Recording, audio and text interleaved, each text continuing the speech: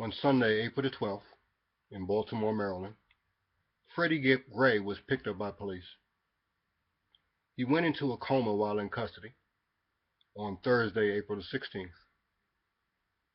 On Sunday, April the 19th, he died while in custody.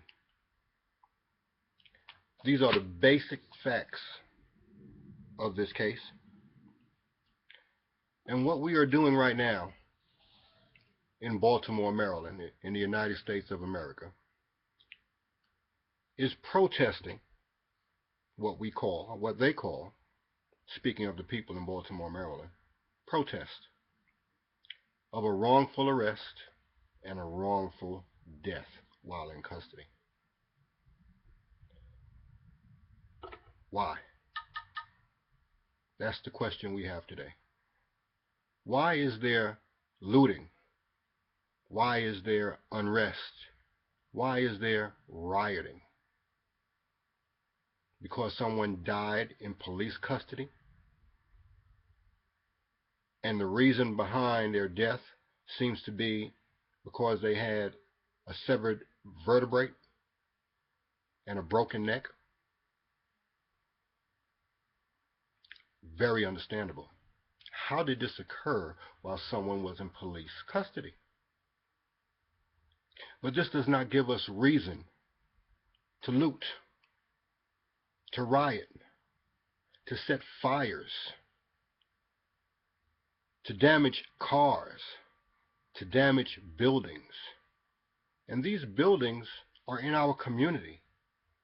These vehicles, these businesses are all in the community that we African Americans, live in.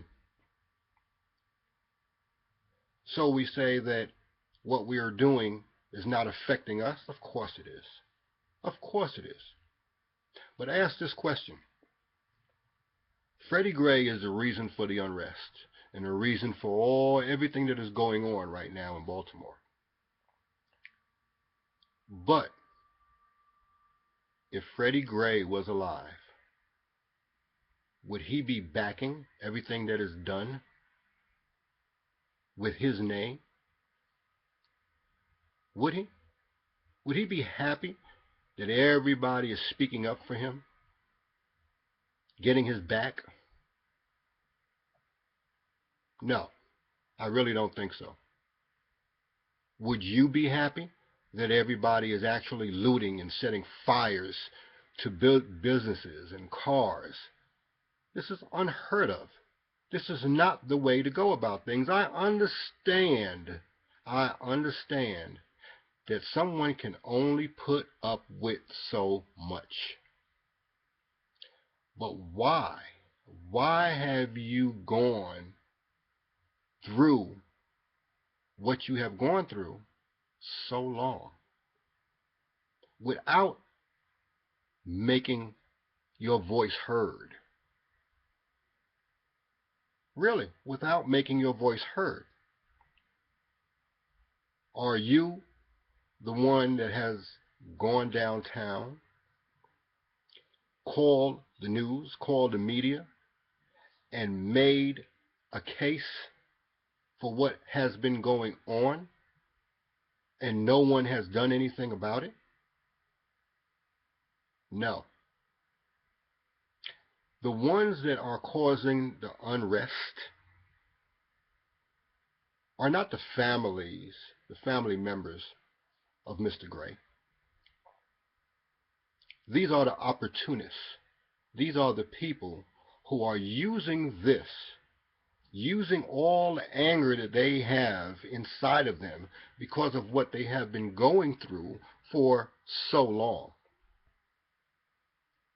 to fuel the fact that they are looting, setting fires, stealing, and causing unrest. They are using this as their momentum. Crazy. Ridiculous. How does that make us look as a race, as an African American race? Once again, let me say this, I understand that someone can only put up with something for so long before they reach the boiling point. Once the boiling point is reached, it has to boil over. But this is the wrong way to go about it. Your kids, now I'm speaking to the adults, your kids are on television, on camera, on Google, in the media, caught on camera, causing this unrest, along with the adults. But the children, some who are in high school, some who haven't finished high school, some who barely are in high school, some who dropped out, some who barely have a job, some who don't have a job. All of these young kids are out there stealing, causing unrest, setting fires to buildings. What are you doing? What have you been doing?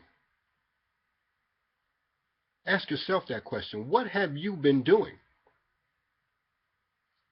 Something has been going wrong. There has been something wrong. Now, nobody's perfect. I understand that. Nobody is perfect. And how you raise your child or your children is your own business.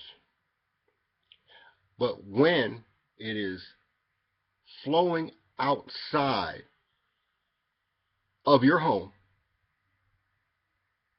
into the community and on television, and the kids who are not properly being supervised are actually causing this unrest, you have to take ownership. You have to take ownership of it. And we as adults have to pull that rein back. You should be pulling that rein back on those kids. It is your responsibility. Your responsibility, because they're still your children. Now, let me get off the children and talk about the adults. Some of you adults are not being responsible to yourself. You are using this to fuel your anger by also assisting in the arson, in the looting, in the unrest. Why? That is not showing any kind of parenting to your child. Not at all. They are supposed to follow your lead, and that is exactly what they're doing if you're the one out there looting and setting fires. So, what can we do? What do we need to do at this point? There is an investigation going on. We must fight for a third party to come in and investigate. And I believe I heard the mayor say that she wants a third party to come in and do the investigation because the police cannot investigate themselves. Now, your mayor won, if I recall correctly, by 87%. She had an 87% turnout.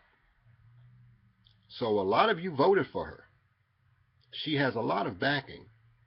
So why run away from her now? Let the little bit of justice that is trying to come forth, let that come forth. The president has spoken. We have a new attorney general as of, 2-3 days ago.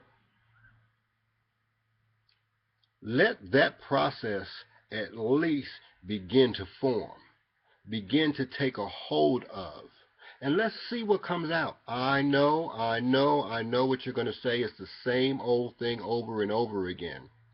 But we have to see what happens here. We cannot take it in our own hands. This is just slowing up the process.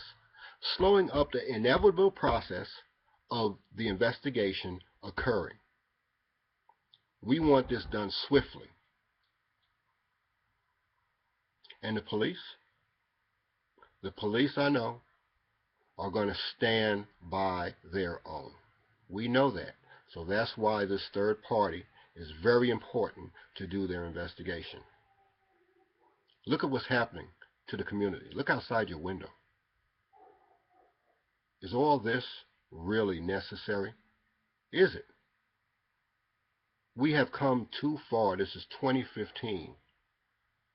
Your great-great-grandfather, my great-great-grandfather, went through a whole lot to get us where we are now.